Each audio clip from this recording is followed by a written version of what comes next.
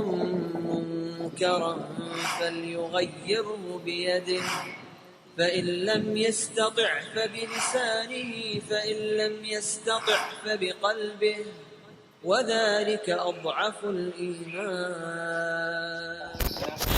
ونستعينه ونعوذ بالله من شرور أنفسنا ومن سيئات أعمالنا من يهده الله فلا مضل له ومن يضلل فلا هادي له أشهد أن لا إله إلا الله وأشهد أن محمدا عبده ورسوله فإن أصدق الحديث كتاب الله وخير الهدي هدي محمد صلى الله عليه وسلم وشر الأمور محدثاتها وكل محدثات في الدين ضلالة وكل ضلالة في النار وإياذ بالله. Ya ikhwani fiddin wa akhwati fillah, alhamdulillah hari ini kita telah berjaya sempurnakan dengan izin Allah Azza wa Jalla saudara kita Rizwan Rahman. Rasulullah SAW selepas mengebumikan jenazah, beliau berdiri di tepi kuburan dan beliau bersabda, istaghfiru li akhikum wasalu lahu bitasbit fa inna al-an yus'al. Rasulullah SAW bersabda, mohonlah ampunan bagi saudara kalian dan mintalah keteguhan baginya, kerana di kala ini, di saat ini dia sedang diuji. Maka kita mohonlah keampunan baginya dengan semudah Allahumma fir lahu, yang bermakna ya Allah ampunilah dia. Kita mohonkanlah keteguhan bagi dia. Kita mohonkanlah keteguhan bagi dia dengan mengucapkan Allahumma sabithu, ya Allah berikanlah dia keteguhan. Setiap dari kita mengetahui apa yang terjadi adalah takdir daripada Allah. Ini adalah takdir daripada Allah, yang mana inilah rukun iman kita, takdir, beriman kepada takdir. Dan dalam banyak-banyak rukun iman, rukun ini yang paling berat bagi semua manusia, kerana sesungguhnya kita lemah. Rasulullah SAW bersabda ketika ditanya oleh Jibril alaihi salam, akhbirni anil iman. Rasulullah SAW menjawab, qal al-iman an tu'minu billah wa malaikatihi wa kutubihi wa rusulihi wal yawmil akhir. Perhatikan, wa tu'minu bil qadri khairihi wa syarrihi.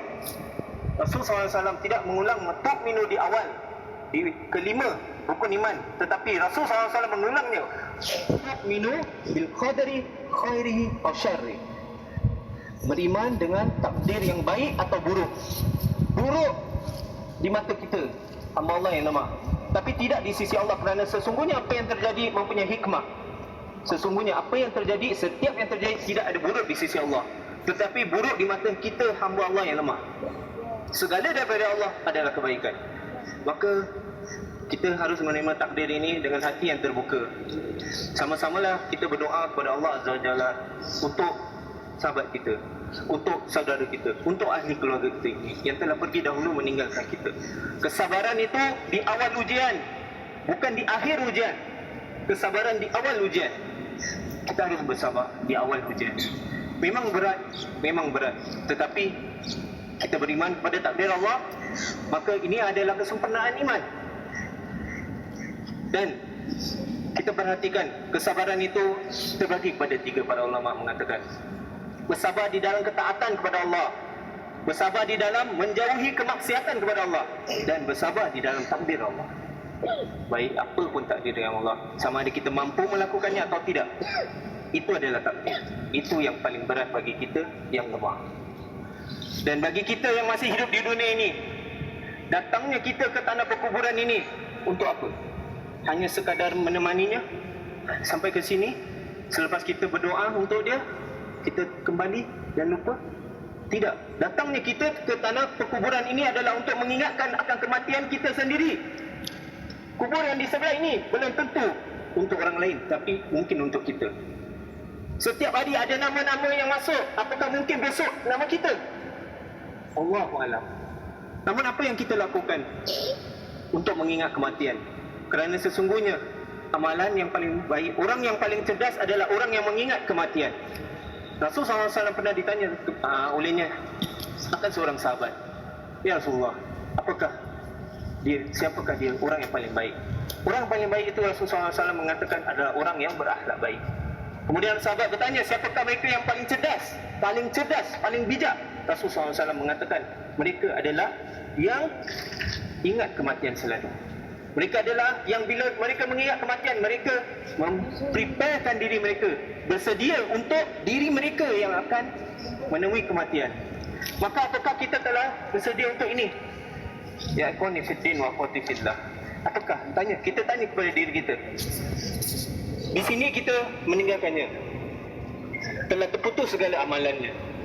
Rasulullah SAW bersabda, "Idza mata al-insan in qata'a amaluhu ila min salasa, ila min sadaqati jariyah, aw ilmin yuntafa'u bihi, aw waladin salih yad'u lahu." Rasulullah SAW mengatakan, ketika seorang manusia, seorang insan meninggal, telah terputus darinya segala amalnya kecuali 3 perkara. Apa itu? Sedekah jariahnya, ilmu yang dia telah mengajarkan kepada kalian, ilmu agama yang bermanfaat baginya, amalkanlah. Kalau sekiranya dia pernah berwasiat kepada kalian, pernah menasihati kalian, pernah mengingatkan kalian akan Allah, maka amalkanlah, kerana itu akan menjadi pahala bagi dia. Dan doa dari anak yang soleh, itu yang akan bermanfaat bagi dia. Semoga ini menjadi peringatan bagi kita yang hadir.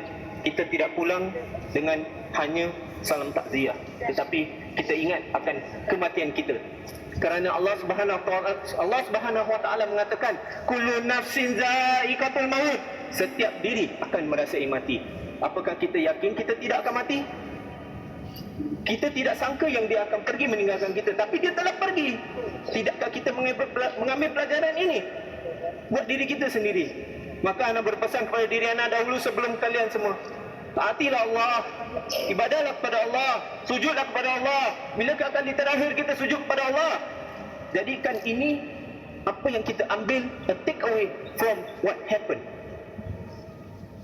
Ajal dan maut tu telah ditetapkan. Kita tidak tahu. Kita hanya hidup sekadar yang telah Allah tentukan bagi kita.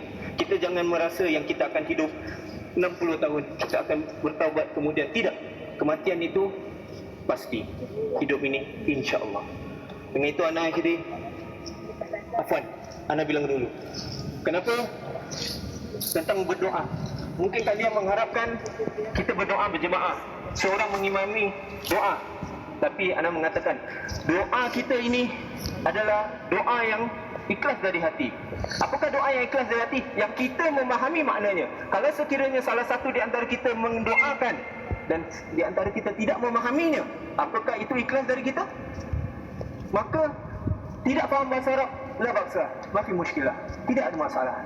Berdoalah dalam bahasa kita, bahasa Inggeris, bahasa apa pun. Allah Azza wa Jalla Al-Alim, Allah Maha mengetahui. Doa yang dari hati kalian, yang keluar daripada lisan kalian, itulah doa yang terpancar daripada keikhlasan hati kalian. Bukan yang kita mengaminkan doa-doa orang yang kita tak faham pun artinya. Dan juga ana daripada pihak keluarga ingin mengucapkan ribuan terima kasih atas doa kalian, partisipasi kalian dalam solat jenazah yang di dalamnya telah ada doa pun bagi saudara kita Rizwan. Dan itulah ana mengatakan, perginya kita daripada sini supaya kita dapat mengambil pelajaran untuk diri kita yang masih hidup. Subhanakallahumma bihamdika, asyhadu an la ilaha illa anta, astaghfiruka wa atubu ilaik. Tafadhal, doakanlah untuk sahabat kita, untuk saudara kita, untuk keluarga kita. Take a moment, doa ikhlas daripada hati kalian. Kita tidak perlu seseorang untuk imamkan. Doalah ikhlas dari kalian. Dia memerlukan doa individu dari kalian setiap masa, bukan di saat ini mana seseorang mengimamkan doa kemudian kita jalan dan kita lupakan doa itu. Kita pun tidak faham maknanya. InsyaAllah, ambillah masa, doakan untuk sahabat kita. Assalamualaikum warahmatullahi wabarakatuh.